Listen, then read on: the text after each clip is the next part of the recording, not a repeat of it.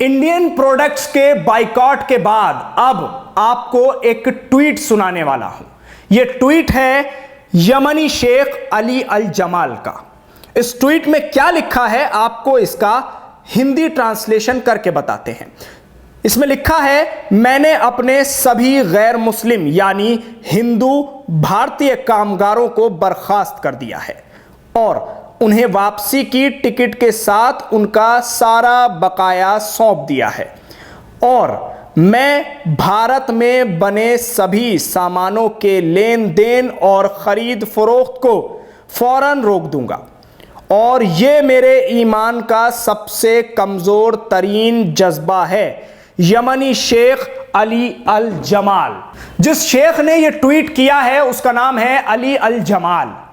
साफ तौर पर इसमें लिखा गया है कि जो भारतीय कामगार हैं उन तमाम कामगारों को वापसी का टिकट और उनका बकाया पैसा सौंप दिया गया है और अब उनको भारत वापस भेजा जा रहा है।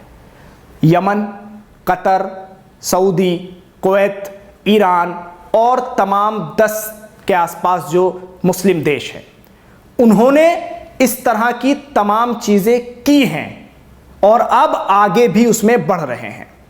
सवाल यह उठ रहा है कि एक नुपुर शर्मा के इस कदम ने भारत की कितनी बदनामी कराई है और अब भारतीय जनता पार्टी जाकर होश में आई है। सवाल यह भी है कि क्या पहले से इन पर रोक नहीं लगाई जा सकती थी? नरसिंहानंद सरस्वती जैसे लोग जब लगातार प्रॉफिट मोहम्मद की तौहीन कर रहे थे तभी अगर रोक लगा दी जाती तो आज दिन यह नहीं देखना पड़ता। इस तरह का जो ये ट्वीट आया है इससे कितना बड़ा नुकसान हो सकता है आप इसको जरूर समझिए। कितने हजारों सैकड़ों लोग हैं हिंदुस्तान के जो बाहर के इन मुस्लिम देशों में जाकर अपना घर परिवार चलाते हैं और वहां नौकरी करते हैं, जिसमें बड़ी तादाद हिंदू भाइयों की है। आज ना उनकी कोई खता है ना उनका कोई कसूर है, लेकिन सिर्फ और सिर्फ इन नफरती चिंटुओं के बयानों की वजह से जो अपने घरों में बैठकर वीडियोस बनवाते हैं, मुसलमानों के खिलाफ बयान देते हैं और समझते हैं कि कुछ होगा ही नहीं, टीवी चैनल पर जाते हैं और एंकर के साथ मिलकर 2 बैठे हुए दाढ़ी टोपी वाले मुसलमानों को घेर लेते हैं और वहां अपनी नफरत के गोले बरसाते हैं, समझते हैं कि कुछ होगा ही नहीं।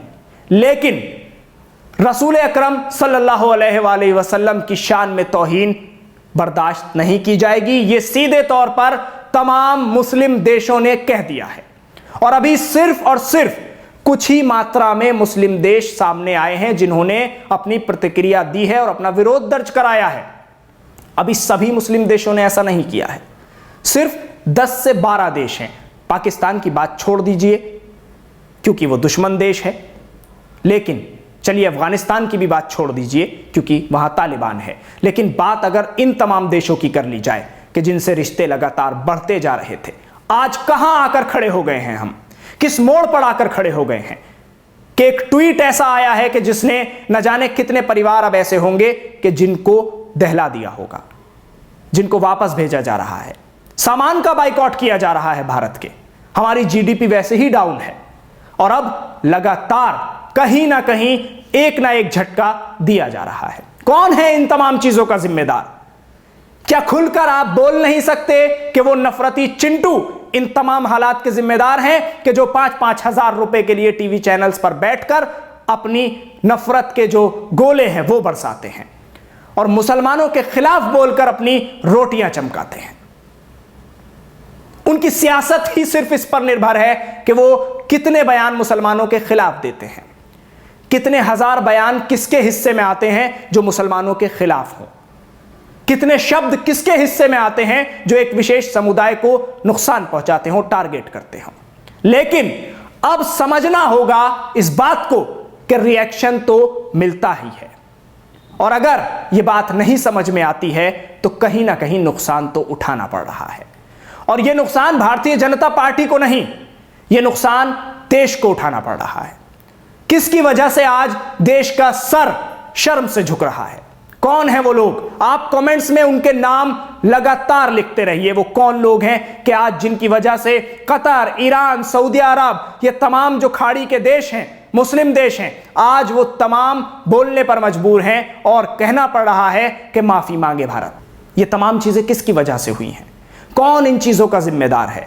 अगर खुलकर उनके नाम नहीं लिए गए और उन पर कार्रवाई नहीं हुई तो ये हालात नहीं सुधरेंगे, ऐसे ही चलता रहेगा। तो ये वो ट्वीट था कि जिसके बाद आप समझ सकते हैं कि किस तरह से रिएक्शन दिया जा रहा है। ये वो ट्वीट था जिसमें लिख दिया गया है कि ये मेरे ईमान का सिर्फ और सिर्फ एक छोटा सा हिस्सा है, यानी जो हिंदू कामगार हैं उनको काम से निकाल दिया गया है। मैं तो यहां यह कहूंगा जो भारतीय कामगार हैं उनको काम से निकाल दिया गया है। अब यह बात भारतीय जनता पार्टी तक जरूर पहुंचनी चाहिए कि आपके इन नेताओं की वजह से देश की आवाम का कितना नुकसान हो रहा है, हिंदू हो या मुसलमान।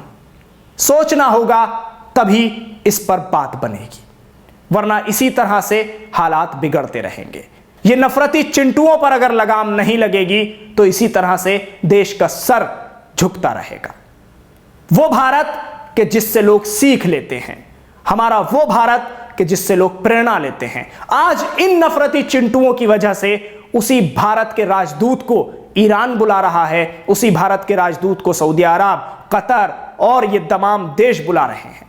और बुलाकर किस तरह की बातें हो रही हैं और किस तरह से कहा जा रहा है ये आप समझ सकते हैं। क्योंकि कोई भी बर्दाश्त नहीं करेगा कि प्रॉफिट मोहम्मद सल्लल्लाहु अलैहि वसल्लम के खिलाफ एक लफ्ज भी बोला जाए। और नुपुर शर्मा ने तो हद ही पार कर दी है। लेकिन 10 दिन तक खामोश रही बीजेपी। उसके बाद जब तमाम मुस्लिम देश बोले तब जाकर कान पर जूं रेंगी। लेकिन आपको यह भी बता दूं कि भारत में पहले ही दिन से, जिस दिन यह बयान दिया गया है उसी दिन से विरोध हो रहा था, प्रदर्शन हो रहे थे, बयान दिए जा रहे थे, एफआईआर दर्ज कराई जा रही थी, लेकिन कहीं कोई सुनवाई नहीं हो रही थी, कोई कार्रवाई नहीं हो रही थी। मगर जब यह वाली चीज सामने आई कि प्रोडक्ट का बाइकॉट होना शुरू हुआ, बड़े बड़े सुपर स्टोर्स में से प्रोडक्ट निकालकर बाहर फेंक दिए गए, प्रधानमंत्री नरेंद्र मोदी की तस्वीरें लगाई गईं और उन पर किस तरह से जूते लगाए गए, उसके बाद ये हालात बने, भारतीय जनता पार्टी एक्शन में आई। तो इस वीडियो के जरिए आज बताना यही चाहते हैं आपको कि नफरत की सियासत और नफरत की सियासत के तवे पर सेकी गई रोटियों से किसी का फायदा हो तो हो, लेकिन भारत देश का नुकसान हो रहा है।